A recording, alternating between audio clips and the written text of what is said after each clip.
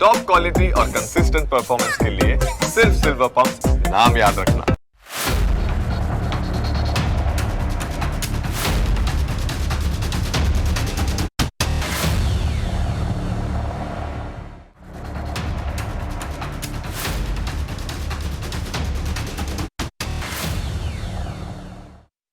Operation સિંદૂર વખતે માત્ર 4 દિવસમાં પાકિસ્તાન ઘૂંટણીએ પડી ગયું હતું. આ 4 દિવસમાં તો પાકિસ્તાનના ડઝનેક એરબેઝ પૂરી રીતે ખલાસ થઈ ગયા. પાકિસ્તાને હુમલા બંધ કરવા માટે સામેથી ભારતને ફોન કરવો પડ્યો.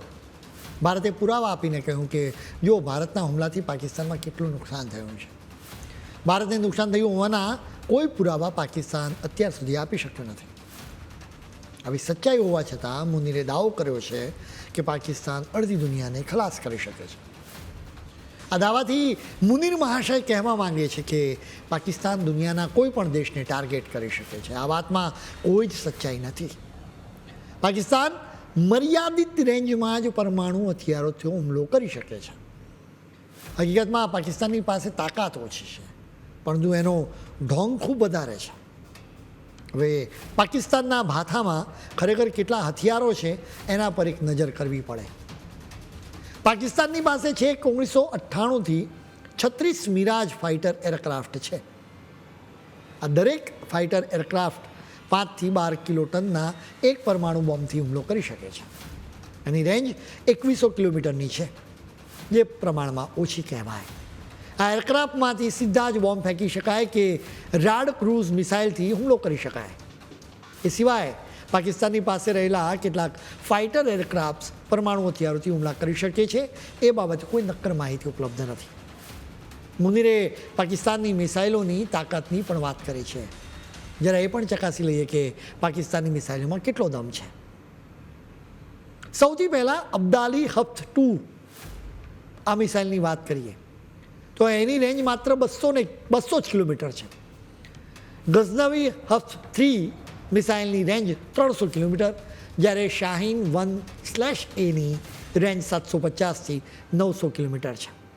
શાહીન 2 મિસાઇલની રેન્જ 2000 કિલોમીટર છે, જ્યારે શાહીન 3ની રેન્જ 2750 કિલોમીટર છે.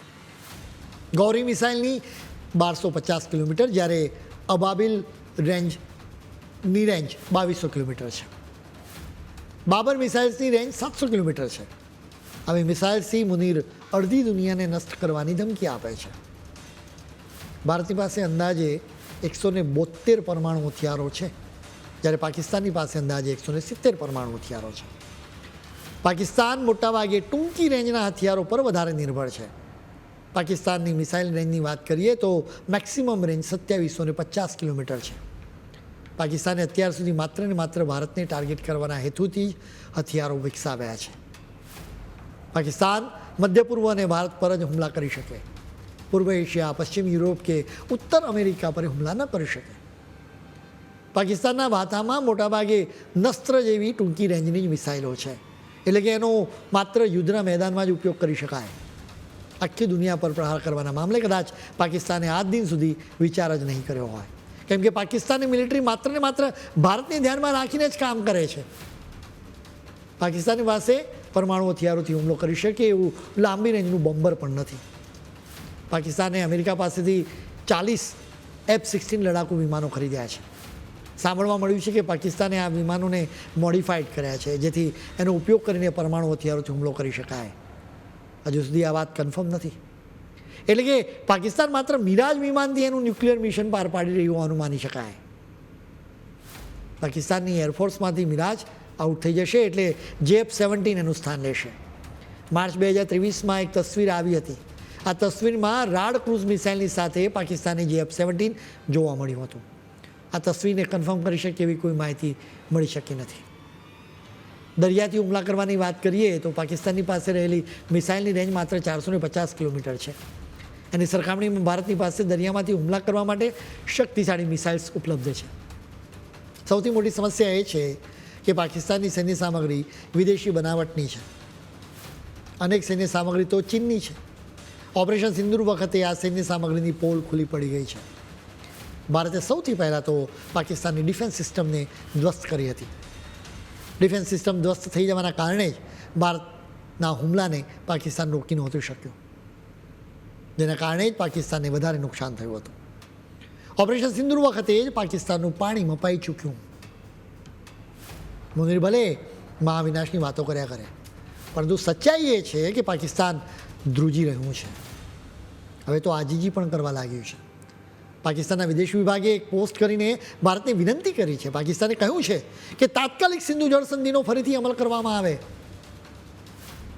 પાકિસ્તાન તરફથી આજીજીની આ વાત છે, તો આખી દુનિયા જાણે છે કે પાકિસ્તાને વિનંતી કરી હોવાથી જ ભારતે ઓપરેશન સિંધુને પોઝ આપ્યો હતો, જેમાં કોઈ પણ થર્ડ પાર્ટીનો કોઈ જ રોલ નથી.